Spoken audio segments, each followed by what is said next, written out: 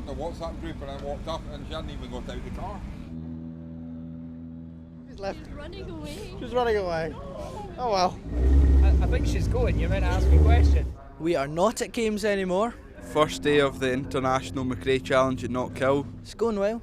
It's going well. Feeling good. Hopefully it stays dry, but you know Knockhill.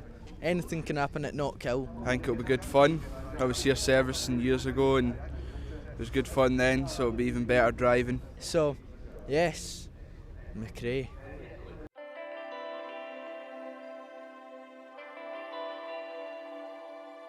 The Junior 1000 Ecosse Challenge headed to Knockhill Racing Circuit for round 7 of the 2025 season, the McRae Rally Challenge.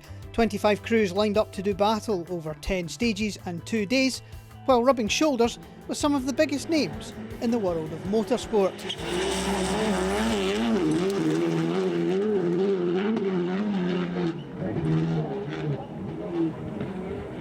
And nowhere was this more in evidence than in the opening car, former British Rally champion Alistair McRae leading the juniors away in a legendary ex-Carlos Sainz Group A Impreza.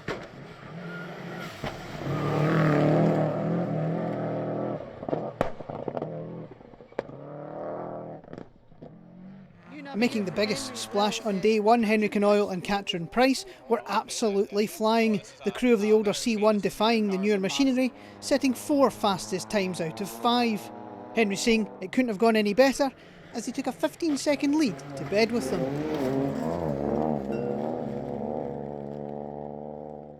But it was a much tighter battle. For second, championship leaders Ollie Forrester and George Myatt were locked in a day-long struggle with Mackenzie Snowden and Jonathan Turnbull. Said it was better than his older car that he... Both were having small issues, Ollie struggling with the Citigo's gearing on the hillside, wearing his left leg out with the amount of clutch kicking he was having to do. Mackenzie and Jonathan's issue was more spectacular, spinning over the flying finish of SS4. 3 seconds down after SS4, the up crew put on a late charge, taking advantage of a delay for Forrester and Myatt to grab second by just 1 second at the overnight halt.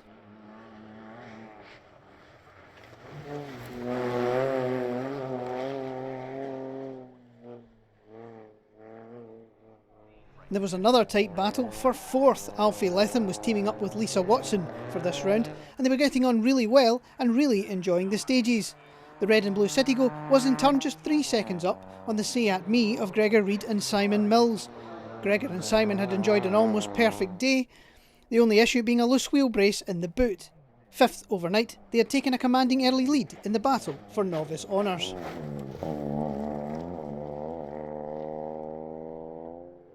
It was a similar story in the battle for sixth. Angus Henderson and Graham Douglas producing a very clean day one as Angus tried to erase memories of the Knockhill training day where he'd parked the Citigo on its side.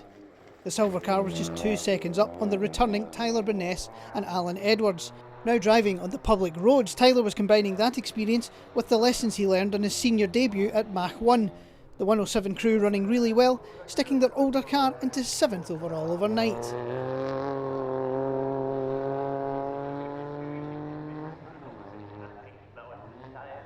Just 8 seconds further back, Rhys Purvin and Richard Simmons had started well, Richard pushing his new pilot to be more aggressive off start lines and into braking zones.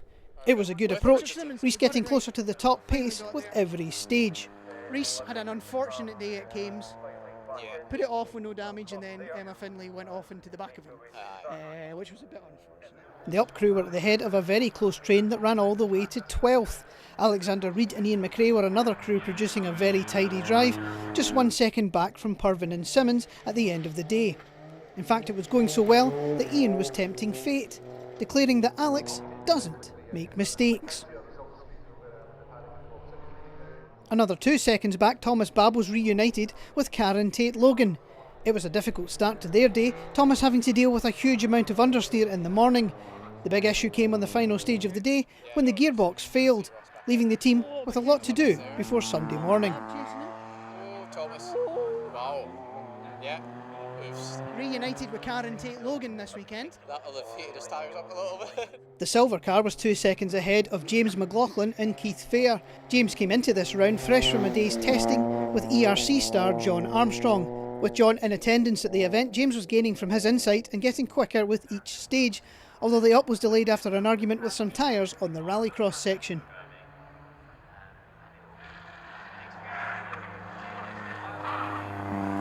That left the up in 11th with just 2 seconds over Connor Pitcaithley and Chris Hamill.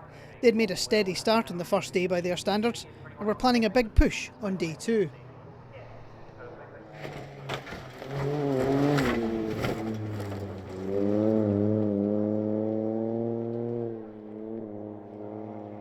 Shane Collins and Rob Fagg are about to make their day 1 far more complicated. He's taken a jump forward. Yeah, absolutely. It's been great. First spinner, Shane Collins and Rob Fagg.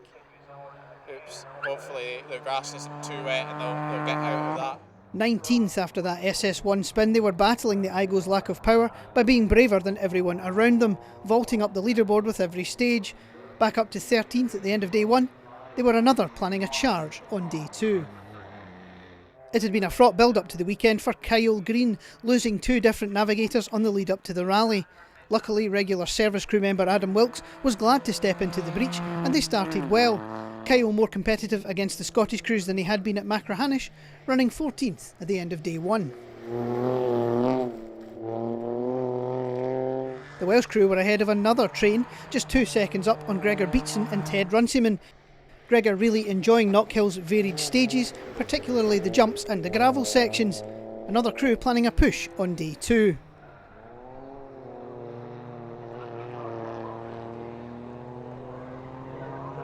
The red car was only 2 seconds up on Lucy Cree and Chloe Fleming. After their brilliant podium at Kames, it was back to earth with a bang at Knockhill. Early brake problems unfortunately set the tone, and they were off their normal pace in 16th overnight.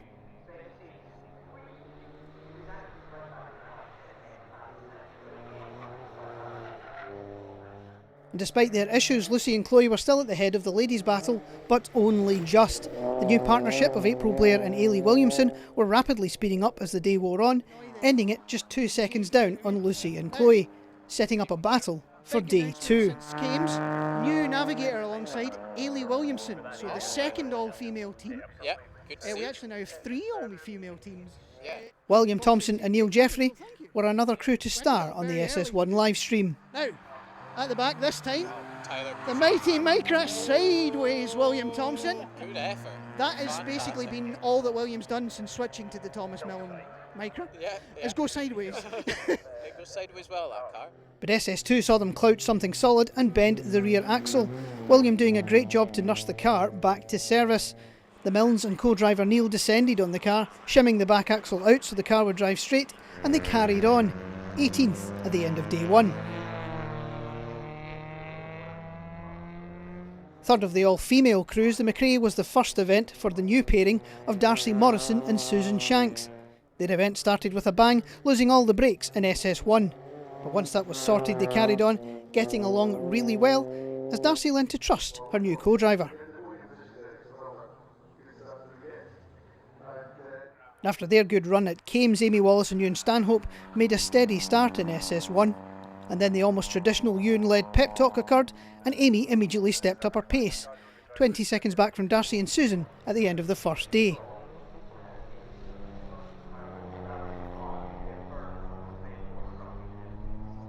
You'd be forgiven for asking where was William Patterson. Teaming up with Andrew Blackwood for this round, William was flying, but an issue at the split on stage 1 saw the Blue City go incur a 5-minute penalty. That left them last, but the charge they were on was something special, never outside the top 3 times, and they were already up to 21st by the end of day 1.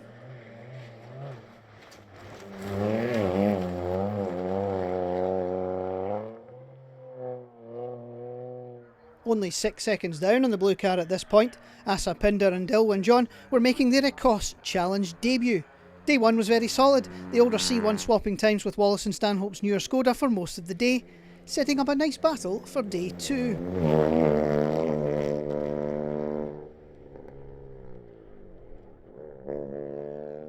Ollie Poole and Brian Hamilton started strongly, the City go lying 7th early on.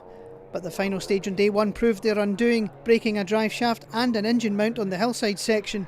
Unfortunately, they didn't quite have enough momentum to roll over the finish line of the stage, and they dropped to 23rd overnight.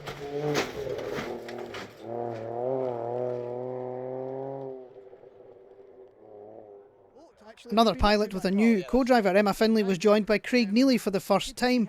Quickly adapting to each other, the change of personnel had unlocked new confidence in Emma, and she was really driving well, getting closer to the top times with every stage. It's fair to describe Kayla Wallace and Richard Crozier's season as character building, although Kayla herself would probably use much more colourful language. Sadly, that was the case at Knockhill once again. Saturday had started well, but was soon ruined by yet another engine failure for the Yaris, crying enough in SS3. The team jetting off to various parts of Scotland to make sure they could get her back out for day 2.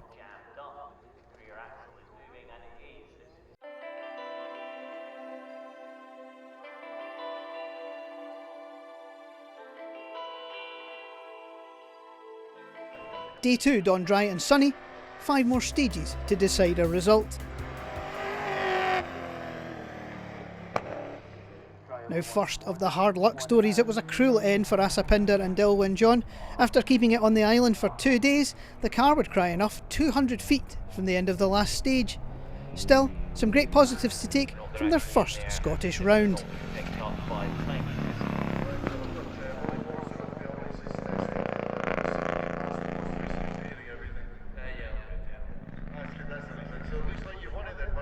A great effort and service got a new engine in the Kayla Wallace Yaris in time for Sunday, but that was also halted by a gearbox failure. Not giving up, that was also changed, and they made it back out for the last 2 stages. Now there's a cunning plan to give the car a full refresh and rebuild before their next round.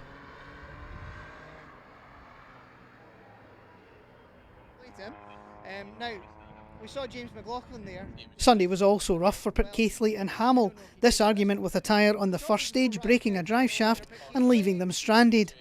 That gave them 2 maximums and they dropped to 23rd at the finish. So watch for the silver car to bounce back at the next round.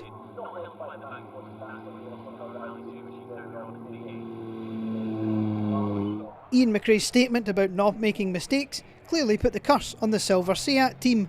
Alex sliding off on a gravel section on the first stage of the day and damaging several important things. Much like Pitcaithley, 2 maximums spoiled the result, but Alex, Ian and the now one-eyed Seat soldiered on after repairs, grabbing 22nd. Finlay and Neely's good run continued on the second day, despite Emma not really enjoying the gravel sections. A good first event together as a team, with Emma finding a new level of confidence behind the wheel, boding very well for the future.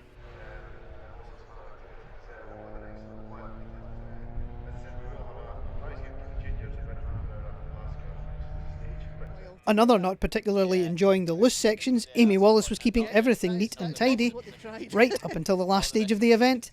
The Green Citigo arriving at the finish looking slightly worse for wear after they managed to rearrange the headlight and front bumper. Naturally, on Ewan's side of the car.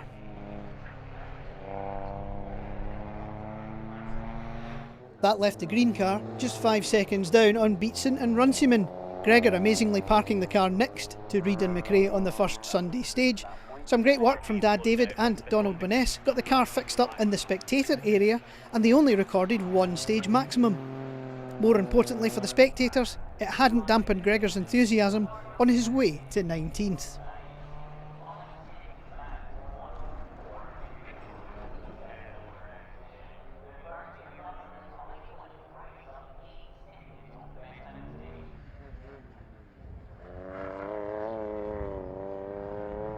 Morrison and Shanks continued day 2 in the same vein as day 1, Susan working on building Darcy's confidence behind the wheel, especially on the gravel sections. Getting on together brilliantly, Darcy ended the event looking the happiest she has in recent times.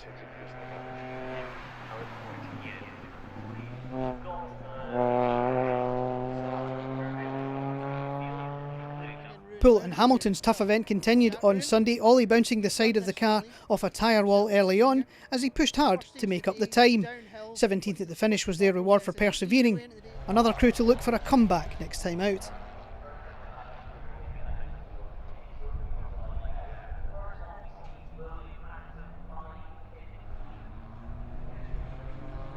Get a loose split for us. Now, you can correct me if I'm wrong here, but I think William Patterson's lowered that car overnight. Really? Look how low it looks like it's It's sitting. looking low. Oh, Reece Purvin. Luck also deserted Purvin and Simmons. A puncture was an issue, but the big delays were caused by a return of the gearbox issues that had plagued Reece at Kames.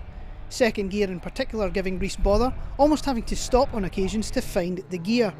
But when it was working, they showed their undoubted pace, 5th fastest on the final stage, on their way to a frustrated 16th. Day 2 saw Thompson and Jeffrey step up the pace even further, regularly on two wheels through the famous Knockhill hairpin. William driving really well, powering their way to a very solid 15th overall by the finish in the crowd-pleasing Micra.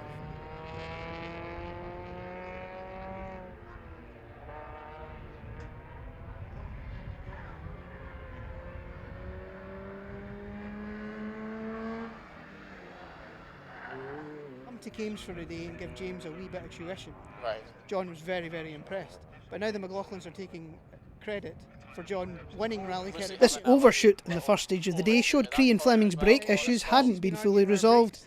Despite another tough day behind the wheel, they managed to move forward on Sunday, grabbing 14th overall. Sadly, it would all go wrong on the third stage of Sunday for overnight leaders Canoyle and Price, clipping a tyre and breaking a steering arm. It would have been easy for them to pack up and start heading south at that point, but they embraced the McRae ethos, sorting the car and getting back out on the last two stages, salvaging 13th after a phenomenal drive.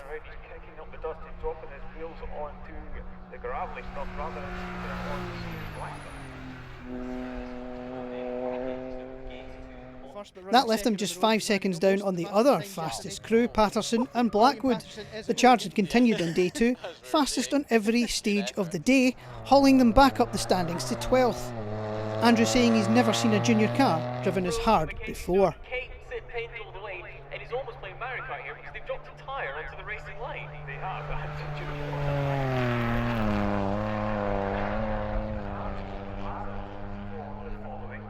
Another crew on the charge on the Sunday, Blair and Williamson vaulted their way up the leaderboard from 17th to 11th overall. With the added bonus of top ladies as well, it was a great first event together as a team, and their pace showed there's more to come.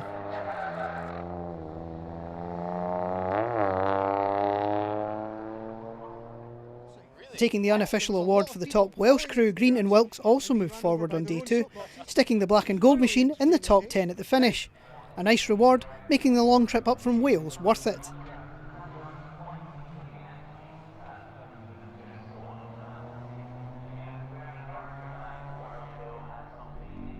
Collins and Fagg kept their pace going on Sunday, Shane really impressing Rob, especially on the gravel sections. A half spin on the final stage was irritating, but they still managed to salvage a solid 9th overall in the underpowered Igo.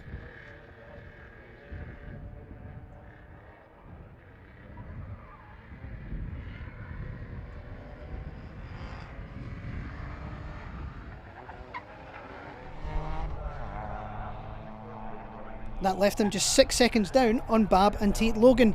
Sunday was better for Thomas and Karen, much closer to the top pace and climbing up to 8th by the end of the event.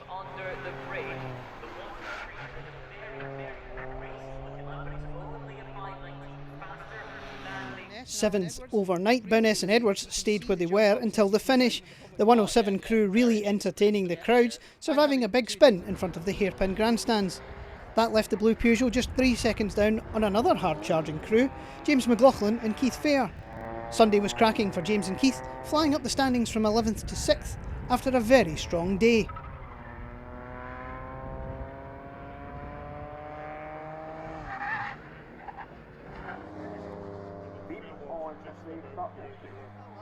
Yeah. You know, yeah, and if Simon Mills is impressed, you know you're doing something right. Yeah, quite right. Oh, Connor Casely. Was it? That's no, Angus Henderson. sorry, Angus Henderson, sorry. The Silver City goes. But, Day 2 saw Henderson and Douglas modify the front bumper slightly early on, but that was just a sign of Angus continuing to gain speed and confidence. 5th at the finish was a great result after their best drive in the challenge so far, just 3 seconds away from 4th placed Letham and Watson.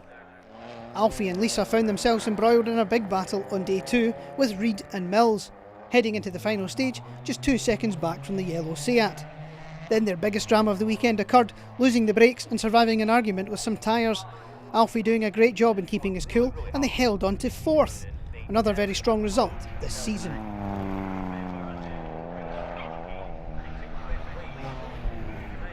Reid and Mills were a tough act to beat on that final stage regardless. A great run saw them grabbing third fastest time behind Patterson and Knoyle, rounding off an absolutely stellar weekend in style. A podium in Gregor's first season, showcasing just how good the SEAT team are going to be.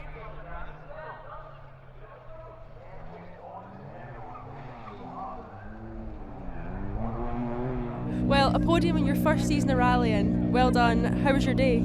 Yeah, it was really good. Happy with our pace, and I was unlucky in the last stage with Alfie, but yeah, we had good pace all day. And how was it on your side of the car?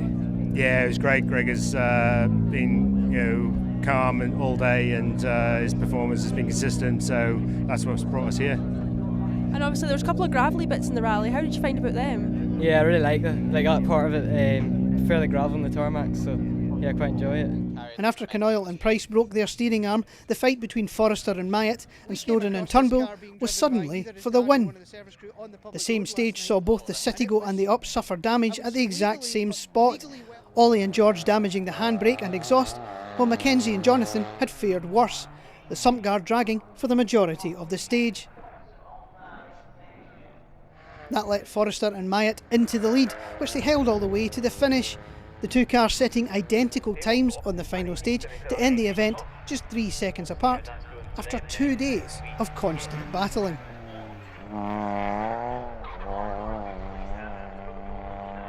Race or rally leading pace regards what the one-on-one situation in stage 1 is. It's just whether or not the one-on-one is in the fight, it's almost around that close. For only course for time. We expect they would give it everything here to try and snap their work on the line. I've really enjoyed the event.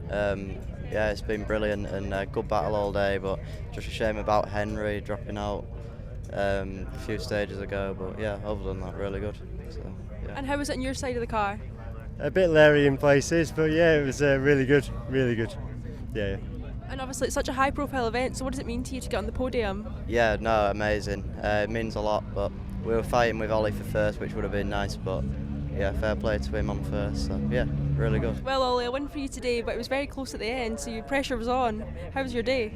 Yeah, it was really good all round. Struggled for pace this morning, but yesterday was good, and this afternoon was even better. Thought we'd go on a big push after lunchtime, and yeah, it seemed to work. So can't complain really. Oh no, it was absolutely brilliant. We had a great day, relaxed, and it was tight, but we made up our mind we're just going to finish. So we did first. So brilliant. And obviously, such a high-profile event to win. How does it feel? Even better, yeah. If it's definitely a lot bigger than the likes of some other rallies we do. So yeah, it's definitely feels more special. I've been told to ask about your road car. I don't know why, but what about your road car? It's well, me and my dad were driving back from the gala dinner last night and managed to break down and snap a drive shaft. I've been driving 5 days. Oh.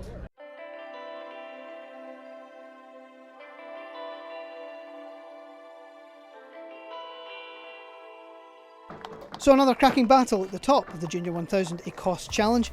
Just one venue now remains in 2025, a return to Anglesey Circuit in Wales in November.